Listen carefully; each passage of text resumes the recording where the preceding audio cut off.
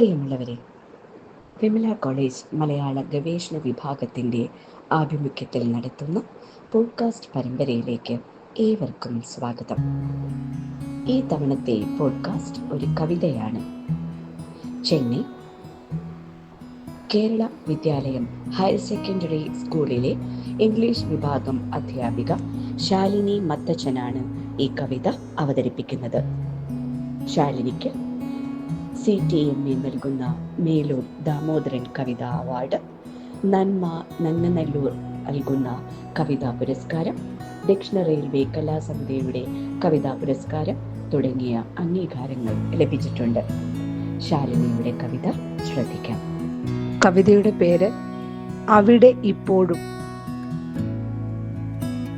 മണിപ്പൂരിലെ പെൺകുട്ടി, നിന്റെ കണ്ണുകളിലെ നിശബ്ദത പ്രളയത്തേക്കാൾ ഭീകരം. അവിടെ ഇപ്പോഴും നിശബ്ദതയെ പുതച്ച് ഉടുമുണ്ട് ഇറുകെ പിടിച്ച ഉറക്കമില്ലാത്ത പെൺകുട്ടികൾ. അവരാരും റുവേദ സലാമിന്റെ മഞ്ഞു വീഴുന്ന കാശ്മീരിന്റെ കുളിരറിയാറില്ല. ശവങ്ങളൊക്കെയും മഴ പോലെ പെയ്തിറങ്ങുകയാണല്ലോ. അവിടെ ഇപ്പോഴും കണ്ണുനീരുപ്പിറങ്ങി മരവിച്ചു പോയ പുഴകൾ. അവയൊന്നും കടലാഴങ്ങൾ തേടി ഒന്നായി ചേർന്നും ഇണപിരിഞ്ഞും ഇടം പിരിഞ്ഞും ഒഴുകാറില്ല. അവ ഏതോ താഴ്വാരങ്ങളിൽ മറഞ്ഞിരിക്കുന്നു.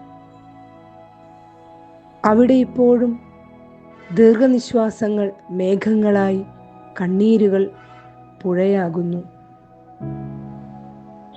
അവരൊക്കെയും മണ്ണിനടിയിൽ പിടയുന്ന മക്കളെ ഓർത്ത് കൺപോളകൾ ഉരുകി ഒലിച്ചിറങ്ങിയ അമ്മമാരാണ്.